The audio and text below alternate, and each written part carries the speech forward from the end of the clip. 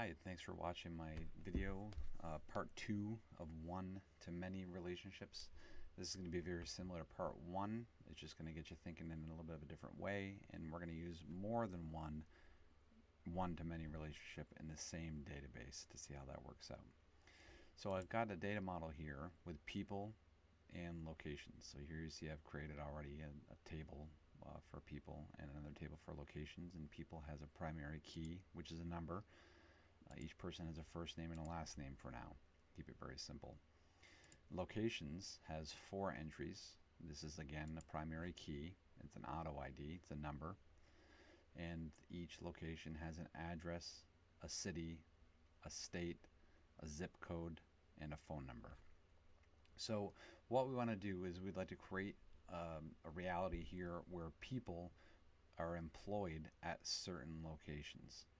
And the business model we're going to use is that each person can only work at one location. This helps us define the one-to-many relationship. One person can work at one location, but a location can have many people. So that's the one-to-many relationship.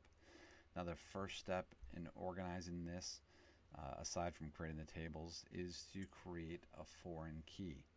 In locations, we have a primary key. So in people, we need to tell which people work at which location. So we're going to add a new data field in here with the data type of number, because the primary key in locations is a numeric field. So we have to create a number field, and we're going to call this location ID, just to keep things simple and make it match. Now, very important, we have locations 1, 2, 3, and 4, so we have to enter those here. Let's just make these up for now. So let's just say 1, 2, 3, 4, 1, 2, 3, 4, 1, and 2. So what we have is I just threw some random locations in, and they have to match the current records and locations. So right now, for instance, we can't add location 17 because location 17 doesn't exist yet. If there were location 17, we could put it in there. But 1, 2, 3, and 4, and also just be aware these might not be in numeric order. Maybe it skips 3, for instance, so just pay attention to that. So location ID now has a relationship between people and locations through a foreign key that is identical to the location ID, which is the primary key of the other table. So let's save these and close them. And now we're going to edit our relationships to tell Access about this relationship. So I'm going to bring up the interface. I'm going to show table, and I'm going to bring in people and locations. And what I'm going to do is just make sure there's a relationship between the foreign key, which is location ID in the people table, and the primary key, which is location ID in the locations table. I'm going to drag this over, create that connection, make sure to enforce integrity, cascade the updates and the deletes, and create that relationship. Now that I have that relationship, I can save that. We'll close out of here. And let's go right to creating a query to see if this works. So let's create a query in Design View. We're going to add people and locations, and because of what we just did in the relationships interface, you notice this little line does show up and demonstrates the one-to-many relationship. So that did work. So let's grab the information we want from each table. I want everybody's first name, their last name, their city, or their address, excuse me, first. I'm OCD, so it has to be in order for me. City, state, zip code, and then the phone number of the location they work at. All right, and if I run this, there it is. We get each person. You notice that the 3 people for Rutland, 3 Montpelier, 2 in Bennington, 2 in Keene, and then some in Vermont and some in New Hampshire. So this query does in fact work. So that was just kind of a test. So I'm not gonna save it right now because I don't need it later. I'm gonna delete it. But we do have this. Whoops, I did hit save, didn't I? Don't save it. And we do have this relationship now between people and locations. Now the way I'm going to make this a little more complex is that in the locations table, according to our first video, we do have an opportunity that we need to think about of if we want to abstract data here. And the reason I'm bringing this up is because in the state field, we have multiple records with the same value. This is a sign that we may or may not want to put this data in a different table to relate it through the one-to-many relationship. Each location can be in a single state. Each state can have many locations. That's the one-to-many relationship. Again, we've defined this need. Now we need to create it. So we need to create first a new table for the new information, which is states. So let's create a table. We're gonna, oops, we got a little carried away there. Let's delete that, sorry about that.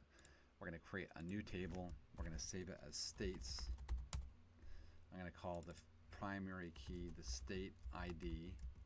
I'm gonna have a short text called state, and I'm gonna have a short text called state abbreviation. So that way we know what it is. And let's enter the two states we know we do have. We do have Vermont, which is VT, and New Hampshire. Yes, I did put New Hampshire second, but we can sort that later. New Hampshire, and there's our information. So we have a primary key, a state, and a state abbreviation. Now that we've got the table set up, let's save it and go back to locations, and we need to create the relationship between the location and the state. Instead of typing the state in here, we want to create a foreign key that points to the primary key of each state. So Vermont is 1 and New Hampshire is 2. Let's create a location. Let's add a field of data type number. Since this is a foreign key, it has to match the data type of the primary key in the other table, which is a number also. So this has to be a number. We're going to call it state ID because that's simple. And anywhere I see Vermont, I'm going to enter 1, 1, and 1. New Hampshire is going to be 2. Now I'm going to save and close these tables. So you can save and close, save and close. Go back into my relationships because Access doesn't know we just did that, so we have to tell it.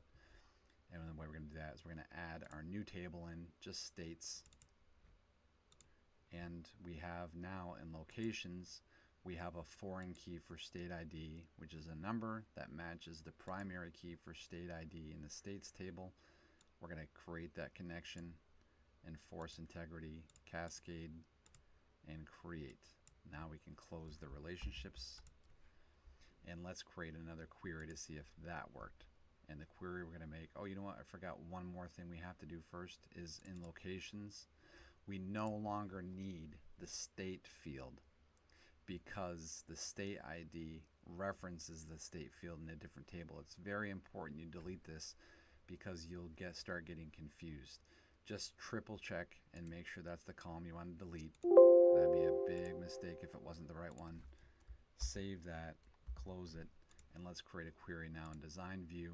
Let's bring in all the tables.